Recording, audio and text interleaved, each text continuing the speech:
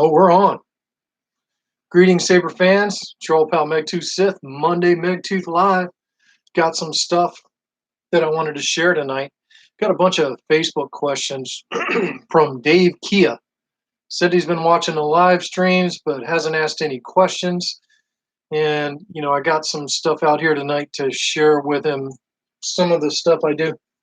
So I'm working on this is another MR Anakin Graflex conversion. It's empty. There's nothing in there.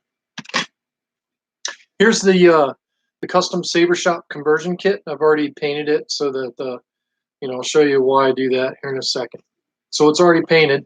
Now, what I do is I actually take my Dremel and cut a wire channel right here on the top side of the conversion kit. And when you do that, it allows for you to use a Graflex red button. And basically, once let me put the conversion kit in the Saber, I'll kind of show you what I'm talking about.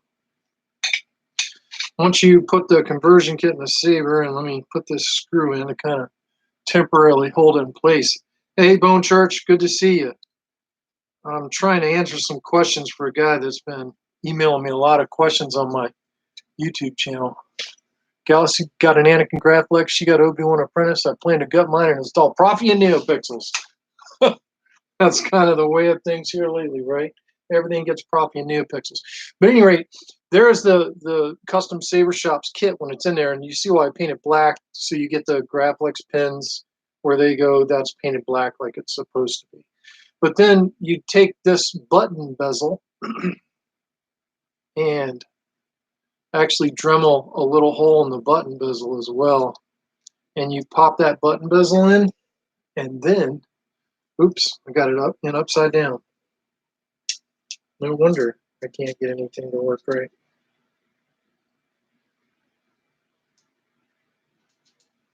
Kind of hard doing this. I'm like fiddle fingers over here. You take the button bezel body from the Anakin MR, and I'll show it to you here in just a second. Just bear with me. So I'm fiddle flutzing with a Graflex button, which fell apart on me. So there's my Graflex 2.5 button. I'm going to set it down there. And when you carve that wire channel into the adapter kit, it permits you to. I wonder why that's not wanting to sit down in there. Normally it sits down in there really good. It permits you to use this Graflex button bezel right there. And then you can have activation here. Now I have done, she won't let me do hers, but as soon as she sees how much cooler it'll be, she'll let me do that. No, because what you can buy from Disney and Walmart and Target is not exactly the Sabers we're messing around with. When I finish with this one, it'll be killer. But I wanted to show, that's one of my tricks on these Graflex conversions, is I use a Graflex 2.5 button bezel or the button bezels you can order from TGS. And, with a little modification of this piece that sits right here, you can get the button bezel to fit down inside of there. Now, I have to glue them in place with E6000, but I want the box to be activation button. Well, you can do that too. There's ways to make the clamp the activation button. I just like this activation here because it's a lot cleaner than what you can do in the clamp. I've done clamp activations on these as well. Actually, the last MR conversion that I did, which wasn't the last Anakin ROTS, it was the Vader conversion. I actually used the switch in the clamp as a kill switch. And I put activation buttons and auxiliary button up in the bulb switch assembly that's up here on an MPP on Vader's Saber. But hopefully Dave Kia sees that. Now, another thing that I wanted to show you all about that, because these conversion kits weren't really made for NeoPixels. They were made for, in-hilt LEDs, and the conversion kits are threaded in the bottom. So the LED module went up in here, but there's really no way to do a NeoPixel module up there. I really wish the custom saber shop would kind of change that a little bit. I mean, you can fit a 1-inch adapter in there, but you lose some blade depth. But what I do is this. Now, this isn't ideal and it's not totally secure, is I use a 1-inch blade end and for my hilt adapter. And this is the hilt adapter. It's got the pins on it. This one's got some pins that are broken off. That's from a no-no. But at any rate, I take this 1-inch adapter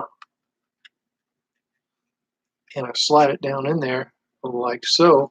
And that's how I can get my NeoPixel adapter down in there. Now the pins aren't getting the normal support that they would get when you use this. You know, most of the adapters actually have support structure for the pins, but as long as the customer's careful with this system of, you know, the use of this blade end works in the conversion kits.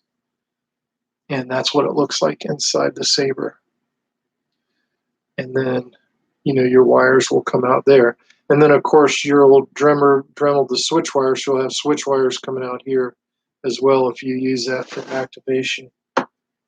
Normally, the NeoPixels get, let's see, let's find a normal NeoPixel. So here's like a 1-inch NeoPixel hilt adapter piece. And normally, instead of that piece going in there like I have that, what you could do, because this will work as well, is you use one of these. If I can get that thing out of there. My fingers aren't long enough to push it out of there. The trouble with doing stuff live. Normally, you would take this hilt adapter piece and you would put it into, of course, this one's got screws in it, right? Do I have one without screws in it? Yeah.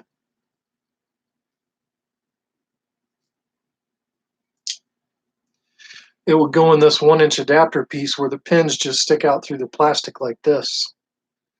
And then you could drill and tap for 832 inside of here somewhere, you know, where it's going to hold this 1-inch adapter, and then slide the 1-inch adapter in there, and that will look like this.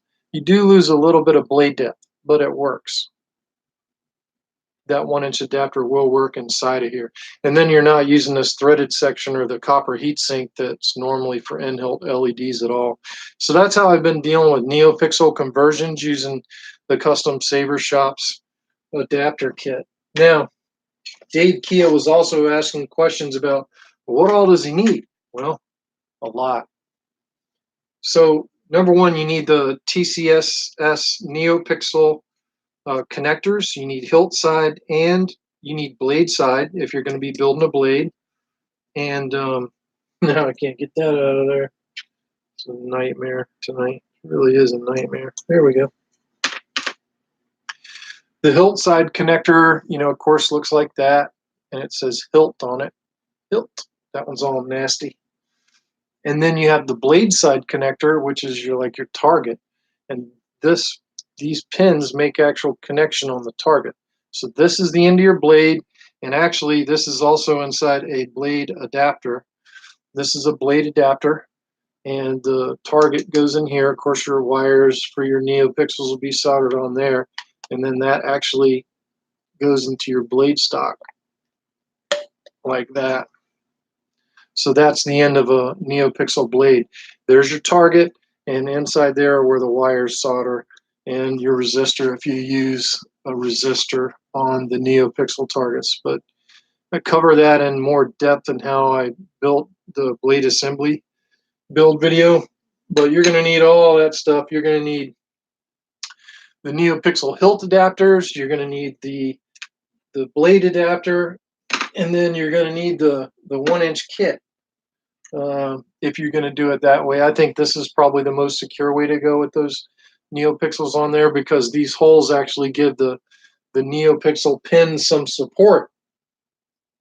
So That's what I use on there. So hopefully Dave Kia catches this and sees some of my tips on there. I mean, he asked me a bunch of questions on my Facebook page, and the questions he was asking, I mean, he's wanting to do his own install and knows absolutely nothing. And you know, some of the stuff he was asking about, I told him, I'm like, look, you need to go and watch the Custom Saver Shop. Watch all of Mad Cal's videos first, you know, before you start diving into this, because I think he's going to be in over his head really quick. I finally got the new Profi tutorial vid out there for Profi 2.2. I mean, the big thing is it's not really different from Profi 1.5 or Teensy Saver. You know, the config files are all still the same. Basically, I mean, the only difference between a Teensy Saver config file and a Profi 2.2 config file is the header at the top. That's it, and the blade pin assignments down at the bottom. But the blades and the blade language and all that code is still the same from Teensy Saver to Profi 1.5 to Profi 2.2. It doesn't matter. All that language is still the same.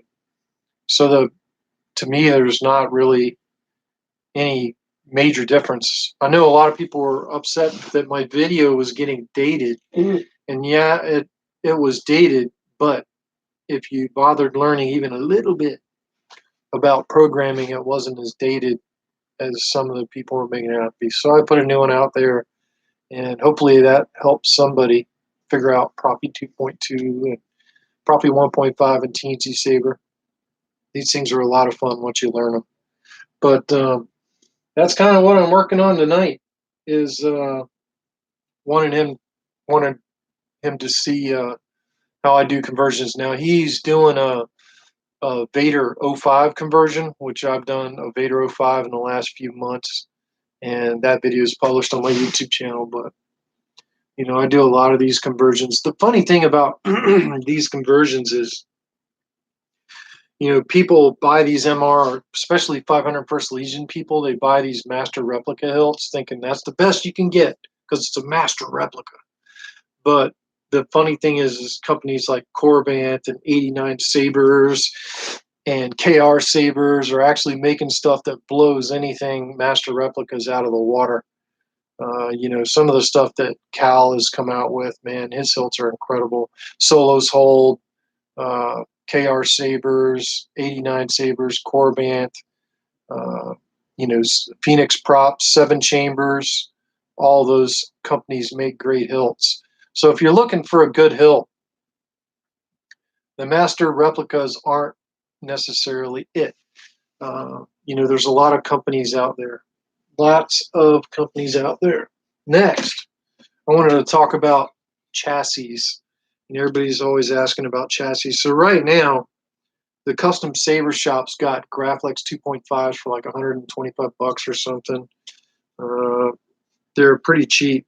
And the cool part about those Graflexes is that you can do a lot of cool stuff with them. I'm trying to get this chassis open. It's not cooperating. So I have with me tonight, if I can get this chassis open, Cedric just designed these things so tight. This is a GAW 3D Designs Knight chassis for the Graflex 2.5s. And this is actually the part of the chassis that has the crystal chamber in it. As a matter of fact, you know, the crystal chamber is right here, right here. That will be the crystal chamber. And then the soundboard goes here, and then access to your SD and micro USB will be here, and this is where your recharge port goes. So I'm fixing to build a couple Graflex 2.5s with the Knight chassis in them. And basically, you know, once the battery goes in this section here, and the speaker goes right here. Speaker goes right there. And then, you know, you run your wires over the crystal chamber, basically, and then the chassis closes in on the speaker like this.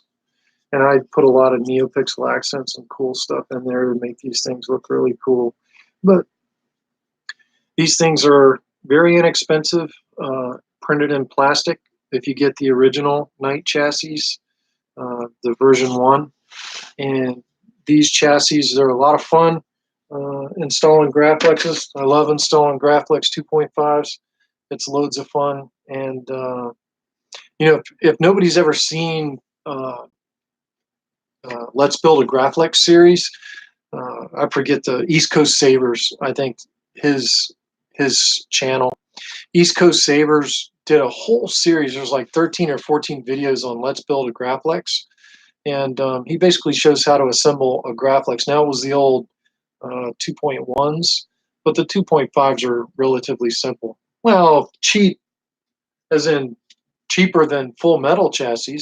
So this chassis compared to like his master chassis printed in metal, I mean, the master chassis for Graflex 2.5 printed in metal now is close to $1,000. So cheap is relative. You know, I don't have my own 3D printer. But, you know, when you get these chassis printed in metal, I think that's expensive. Like I have a Mentor chassis for my TGS Graflex. And, you know, just that, the pieces for that chassis alone were like, you know, $1,500.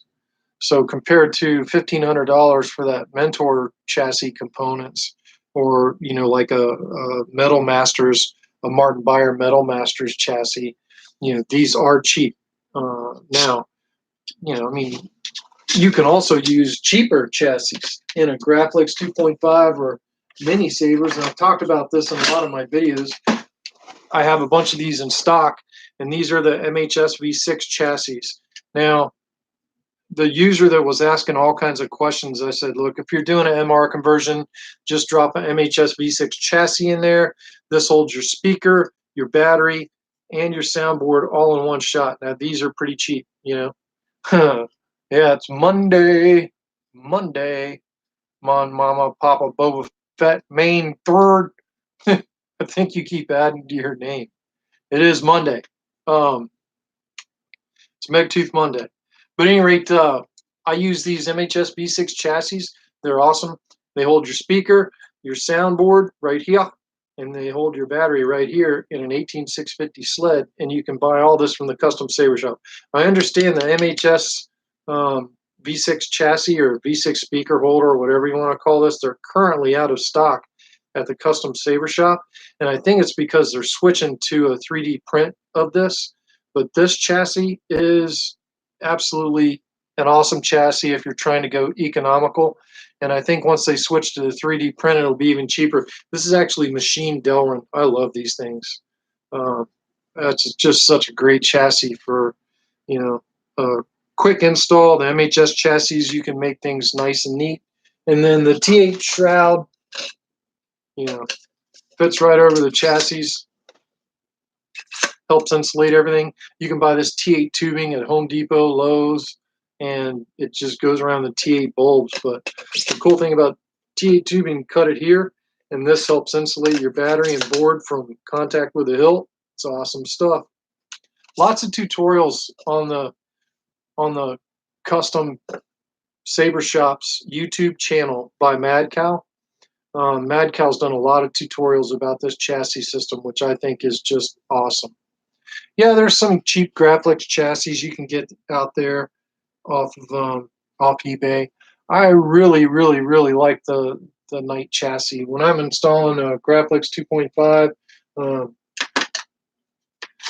you know, I don't think the Graflex 2.5s are gonna be around very much longer.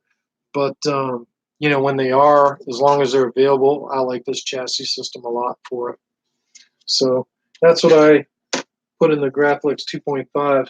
But in most of my MR conversions, they get the MHS V6, which you can get these from the Custom Saber Shop. You can also get this 18650 sled from the Custom Saber Shop, which the 18650 sled with some minor trimming fits perfectly inside of the MHS V6 chassis, which makes for a nice, neat, economical chassis system for your lightsaber. Later, Wish on 3. Go get something to eat. I need to go get something to eat too. So this is going to be a short one tonight. I just wanted to pop out there and and show people what I'm working on right now. But at any rate, anybody got any questions? I guess my Facebook question guy isn't on here. I don't remember what his name was right now. I said it at the beginning of the stream when it was fresh in my mind, but I don't remember what his name is now. It was Dave Min or something like that. But at any rate, hopefully I answered all his questions. And, you know, if you guys got any questions, I'm happy to answer them. What is my favorite saber, personally? Graflex, A New Hope. Not because I like the design of it. I mean, as far as my favorite design, bada bing, that one is my favorite saber. But as far as lightsabers, personally, what's my favorite hilt? The Graflex. I was 6 years old in 1977 when Star Wars hit the movie theaters, A New Hope. And that was the first lightsaber ever seen, ever ignited in a movie. And it was the coolest thing I ever saw when I was a kid. I'll never forget it. So, yeah, there's a place in my heart for the Graflex. There always will be. Graflex is an awesome, awesome hilt. But as far as, other favorite hilts, it's probably Graflex, Crossguard, and then Darth Maul's staff. I like Obi-Wan's original hilt. Hang on a second, I'll show you. I got a Mark 1 here. This thing, which it's not installed currently, but I love this hilt. It's not installed, and this is, a Roman's Mark 1. It's basically a replica of Obi-Wan's lightsaber from A New Hope, and I love this thing. It's awesome.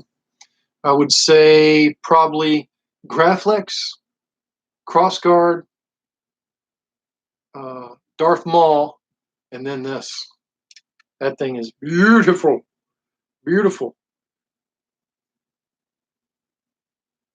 Thing is a piece of beauty. This isn't installed, it's just static. Someday I might install it. I don't know. I just hadn't got to the point where I want to install this thing yet. It's, a pretty awesome piece. I'm pretty happy with it. But, someday I'll get that installed. That thing is awesome. It is definitely an awesome saber. He still got those too. Yeah, it's a tough install, especially for NeoPixels, because you just don't have, there's just not a whole lot of blade depth on these thin necks. I mean, you really got nothing to work with there. So that's why a lot of folks are just terrified to install these things. Or, an in-hilt LED works okay on them, but NeoPixels, maybe you have a half an inch of blade depth if you're lucky. So I've been pondering on whether or not to install that saber, but right now it's on my mantle. It's a static prop. I like it. It's kind of cool as a static prop. But yeah, I think those are my favorite sabers. Graflex, Crossguard, Darth Maul, and Obi-Wan's from A New Hope, from the Cantina when he cut their arms off. That was awesome. That was a pretty awesome little moment there. But some updates on some other stuff. By the way, the Crossguard, I still haven't had a chance to build a main blade for this. And I'm kind of leery about shipping lightsabers around Christmas time because, yep, I'm kind of leery about shipping sabers around Christmas time because a lot of packages get missing around Christmas. But I think probably shortly after the new year, I'm going to be putting this Crossguard on the market. I've got to build the main blade for it. The Koyans are already built. I just got to build the main blade and and they're on. It's all good. Megtooth, it's all the same thing. But I got to build the main blade for that, and then we'll get that cross guard on the market. So if y'all are wanting that cross guard, be watching come January. That's the reason I haven't published it, is I really didn't want to ship it during the Christmas season in the United States because so many packages go missing. I was really concerned about the Star Killer that I just sent out. It went to California, or no, it went to Florida, and I was really concerned that package was going to disappear. I tried to make the box look as ugly and dumb and cheap as possible so nobody would steal it. But if somebody knew it was inside of that box, oh my God, that was definitely a top tier saber and blade inside of that box. So it got to the customer in Florida, and he ran the battery dead and didn't have a charger. So now I'm waiting on a charger. I guess I need to start including cheap chargers on those high dollar sabers like that. I felt bad for him, but he's got to wait on a charger now. But I sent the charging adapter for that thing, so it should be good. But he must have played with it for hours. It is an awesome saber, that Star Killer. That thing was awesome. And I've got another Star Killer on the way from Saber Royale. Just did a run of Star Killer hilts and should have one of his on the way. And I got to get up with Corbant, because I'm going to be bringing in another Star Killer from him. And then I want to make a Star Killer out of a Graflex eventually. Am I excited for Rise of Skywalker? I am anxiously nervous about the Rise of Skywalker. I think there's a lot of pressure on J.J. Abrams right now, and I really like The Force Awakens, and I like Kylo Ren, and I think Kylo Ren was a great character, and I think they kind of wasted him there in The Last Jedi and kind of made him look stupid. They made Hux look stupid, and I'm really hoping that JJ can pull this thing out of the flames. I don't want to jump on the Last Jedi hate bandwagon. There were some parts of The Last Jedi that I liked. I liked the special effects, the battle scenes. They were all cool, but I just don't like what they did with Kylo's character. I think part of what was so appealing about stand by. Part of what was so appealing about Darth Vader was his helmet. And Kylo Ren's got his helmet, and they were taking his helmet off the whole movie. And you're kind of like, what made Darth Vader so cool is nobody knew. Is it a human? Is it a robot? What's in there? Nobody knows. It's just like some crazy beastly robot that's going around killing everybody. Nobody knew what it was. And when Kylo Ren had his helmet on, he had that same aura immediately. And it was unique. It wasn't like a recast of Darth Vader. It was something unique, and his outfit was unique. Hell, they even screwed up his outfit in The Last Jedi. I like his outfit from The Force Awakens. I don't know why they would have wanted to change it, but they did. And then he had his helmet off and his shirt off and everything else, which, I realize probably they did that because it's Adam Driver. Maybe they did that so more girls would watch Star Wars. I have no idea, but I was kind of like, you really ruined Kylo Ren. He could have been an intriguing villain. And instead, I really think they dehumanized him. And I don't know. I'm hoping maybe J.J. Abrams can pull back the Skywalker saga from the brink. I also didn't like the way Luke Skywalker was treated. As a kid growing up, Luke Skywalker was our hero. And, and initially I was like, he was just like Yoda on Dagobah. But in the end, after I've had more time to think about it and contemplate about it, I don't like what Rian Johnson did to the character of Luke Skywalker. I do not approve. And I think J.J. Abrams has some opportunity. Even though Luke is dead, I think there's some sort of opportunity to redeem Luke. I think there's an opportunity to reclaim the mystique around Kylo Ren and maybe explain to all the fans why Rey was so powerful with no training.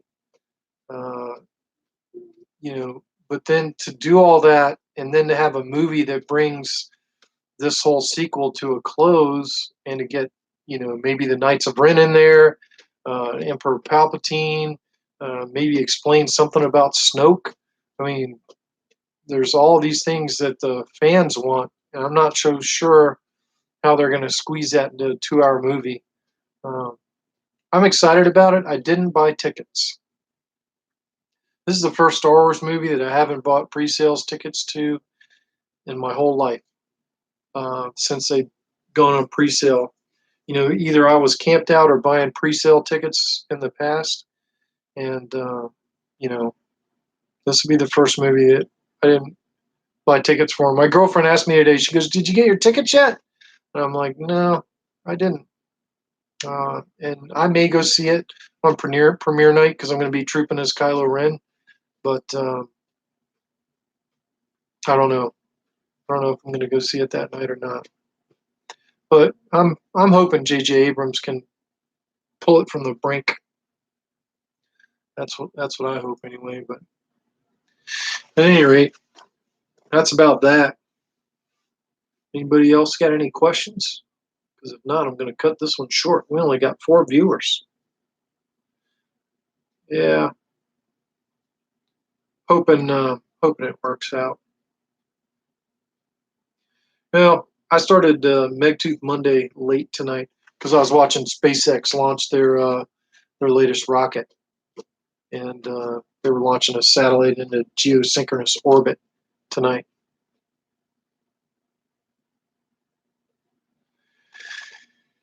Yeah, I don't think our theaters here are sold out either. And we're actually trooping with the 501st Legion at one of our local theaters, and they normally let us go see it, on a late night show. So I may go see it on a late night show after the troop. I have to work the next day.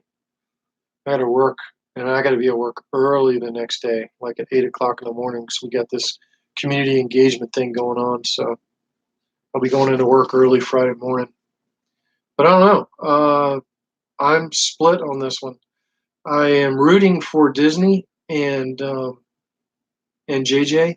I liked what JJ did in TFA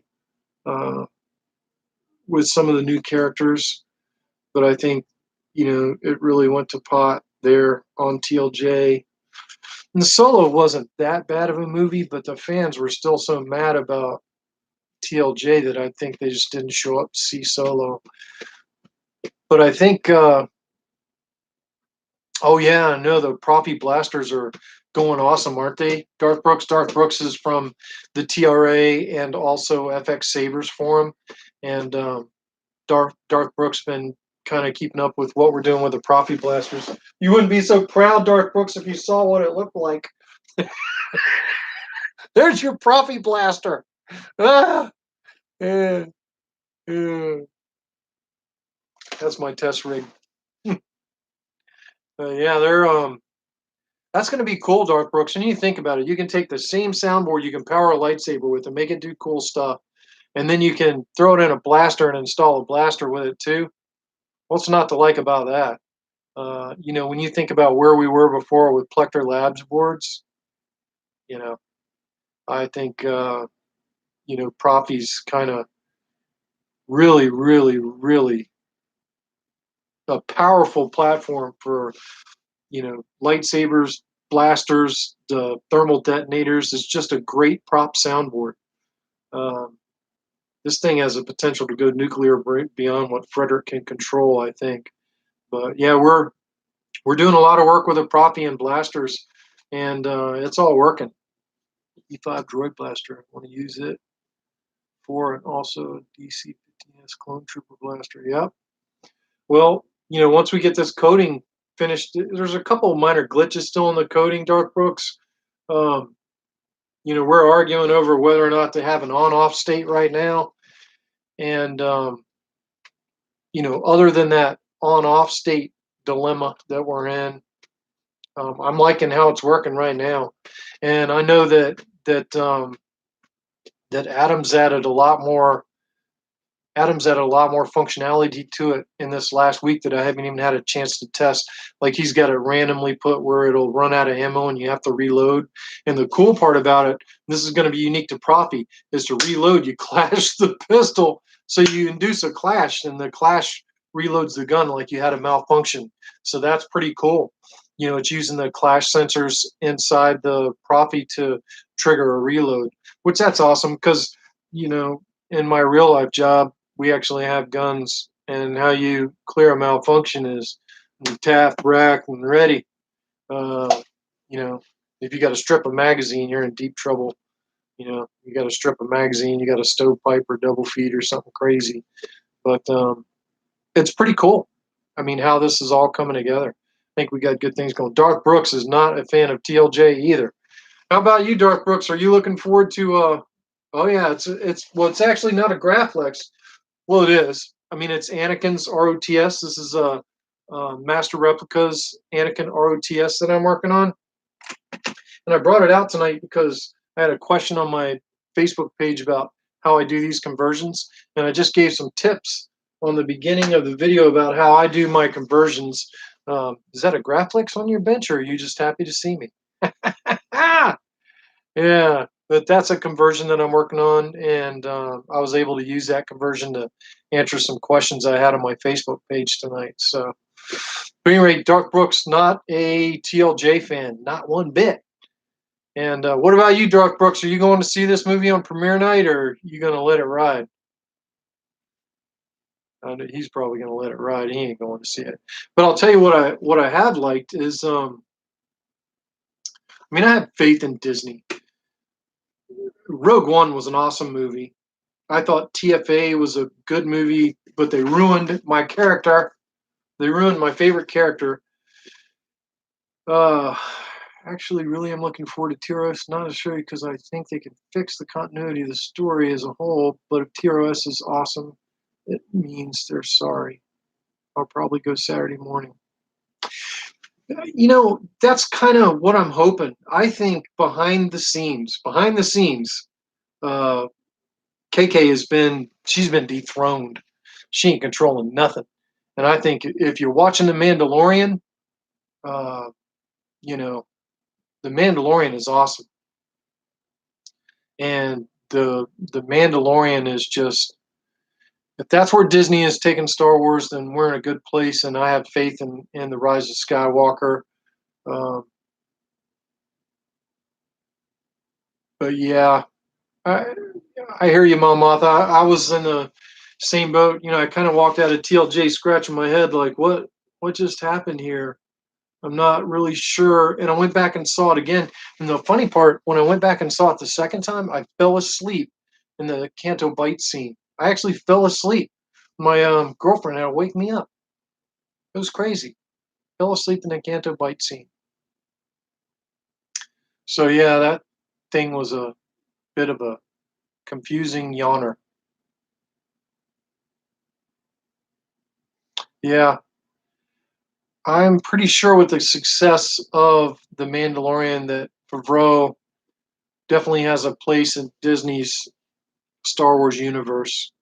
They'll look for a nice, neat way for KK to bow out, and they're still holding her up to be the CEO and executive producer at Lucasfilm. But I think, to be honest with you, after TLJ and the backlash from the fans on that one, that they dethroned her. Disney's got too much money invested in this to throw the franchise away for politics. Um, Marvel-esque humor. You know, there was a lot of that in TLJ, and I did not like it. Um, you know, I realized that what's his name was a bit of a tool. The who's the C Kyle guy from TFA from the First Order? Hux. I know that Hux was kind of a tool, but I think what they did to Hux in the very beginning of TLJ was stupid. You know, I think a lot of the dumb jokes, like when what's his name was flying his X-wing into the battleship, and they were joking like they were on a phone call. I can't hear you. Did you disconnect? I mean, I thought all that was dumb. You know, just no place for that. I think Star Wars is a bit more serious than that. I'm okay if there's a joke every now and then, but the pace of the jokes, and they weren't like, ha, ha, ha. They were like, ha, ha. They weren't even really funny. I guess my sense of humor is different than Rian Johnson's was. I didn't see a whole lot of that type of humor in Solo. And I think Solo just got a bad rap because it came out on the heels of TLJ, and a lot of people were like, "Do we really need another Star Wars movie?" And they had to really force the issue. But I mean, I've gone back and watched Solo, and Solo was a good movie. I didn't see any of that stupid humor in Solo, and I think Solo, it fit the mold of where I wanted it to be.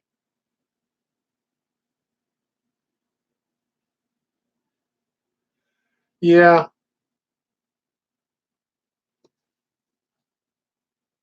yep. I had to allow that message through, my Martha. I don't know why it censored that when I had to actually let that through. I enjoyed Solo, but you know what? I really liked Rogue One. I really really liked Rogue One. Rogue One's up there for me. Uh,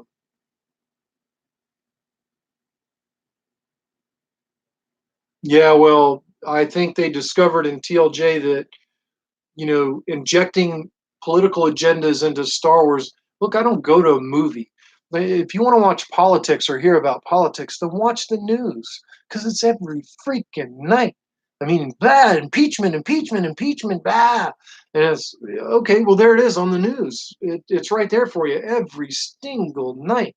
When I go to a movie theater, I don't go to a movie theater to immerse myself in reality. I go to a movie theater to escape that crap.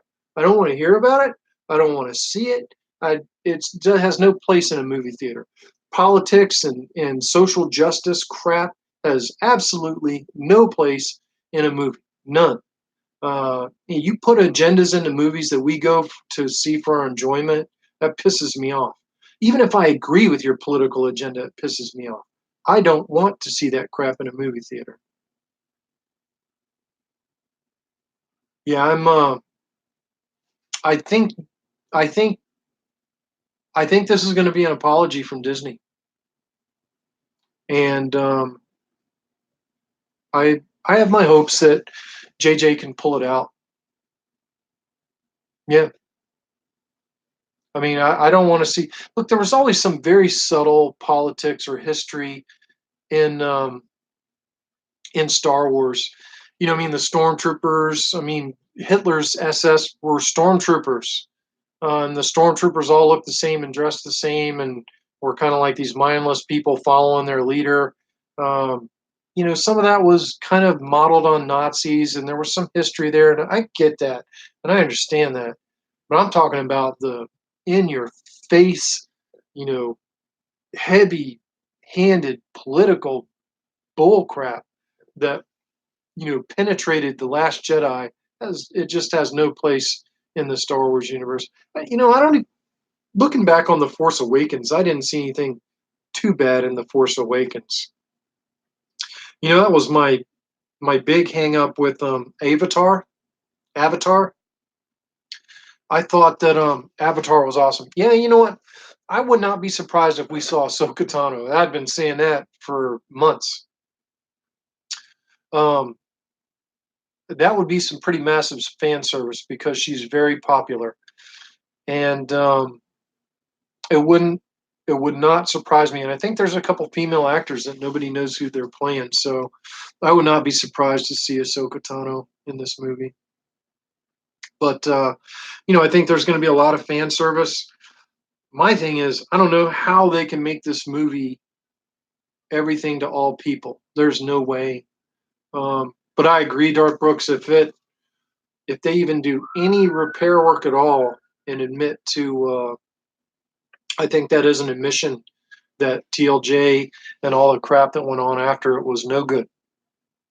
And I think that solidifies that for us. And if that's the case, then that renews my faith in Disney, which my faith in Disney has already been partially restored because of because of the Mandalorian. I haven't seen the last 2 episodes of the Mandalorian, so you guys to do tonight. Maybe I can watch the last 2 episodes of the Mandalorian. But yeah, I got a lot of Saber stuff going on, and just in case any of you are asking me to do Saber installs right now. Right now, I'm not taking any commissions. I got a bunch of empty hilts, and I'm installing them and selling them, and I'm trying to clear out that cache of inventory to get it out of my house. So I'm not taking on any new commissions right now. I have a bunch of Sabers to build and install, and I'll be selling them outright. But got a house to sell here. Yeah, yeah. I mean, that could have been cool if she was in Rogue One. I think there's a good chance we're going to see her in the Rise of Skywalker. I think there's a very good chance. I think there's a very good chance Hayden Christensen could pop his head in there. I mean, anything is possible. Anything is possible in this movie. Yeah, Ezra Bridges could be in there not too. Yeah, I mean it could. This could be some massive, massive. If you start seeing all those characters, you're seeing massive fan service there. But that's the thing.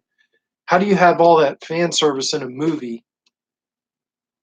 Revisit all the characters that this trilogy or this sequel trilogy has been about, and have a movie that's entertaining or worth watching. I mean, that's J.J. Abrams has a hard road to hoe here.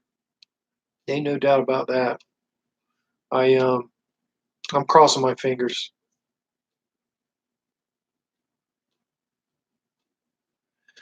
That was Dark Brooks. That was one of my things about bringing Sidious back. Is like that was a big part of Vader's redemption was taking out Sidious, taking out the Emperor, taking out Palpatine, and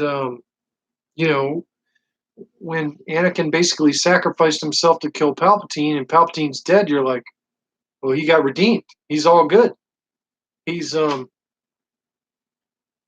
excellent. But then now you're bringing Palpatine back. It's like Vader's death was for nothing.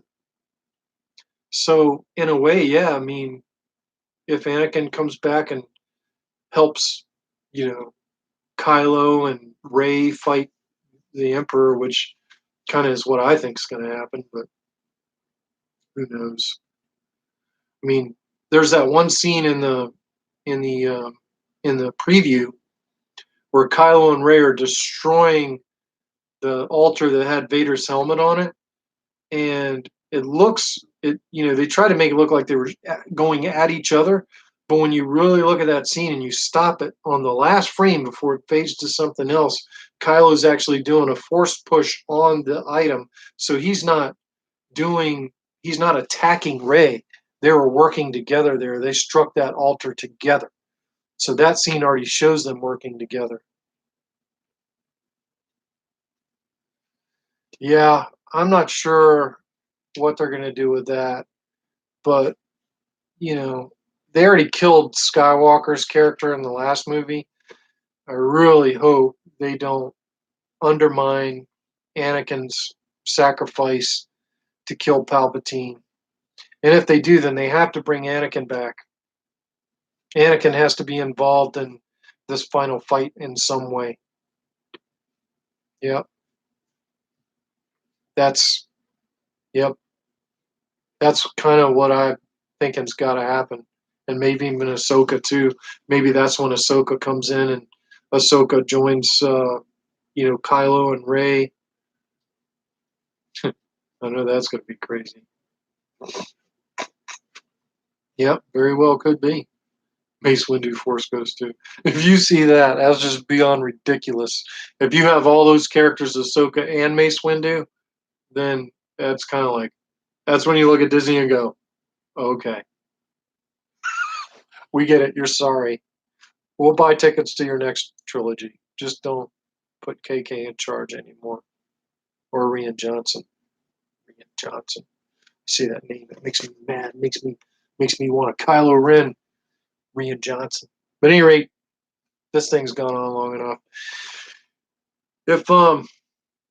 If y'all have any questions, save them up for next week. Again, I'll try to do this every week, and I'll try and do Megtooth Monday Live next week. What is the date for Monday Live next week? Let me look at the calendar here. Monday next week would be December 23rd, so I can do that one. But now December 26th, I'm going to be out of town, and I won't be back. So this will be next week's will be the last Megtooth Monday Live until the new year. So, normally I try to start them at 5:30. Tonight I started at 7:30 because I was watching the SpaceX launch. I'm a nerd. Yeah, SpaceX was launching. But thank you guys for joining in. And, I'll try to be on at 5:30 next Monday night.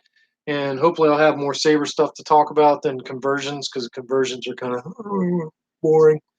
But hopefully we'll have some Final Blaster stuff to show off. Some more Saber install stuff to show. And you guys think about your questions you want to ask, and I'll try to answer them the best I can. And if you want to pre-ask questions, you can join my my Facebook page for those of you that are on Facebook, and like Megtooth Saber's Facebook page, and send me a question, and that way I can help prepare what we're going to talk about on the live video. I mean, I try to have some stuff out here to talk about. May the force be with you too, Jay Sparrow and Mon Mothma and Darth Brooks and everyone else that's joined in on the live stream tonight. We will see you all next Monday at 5:30 p.m., 17:30 if you're in the military, Eastern Standard Daylight Time, because I'm in North Carolina.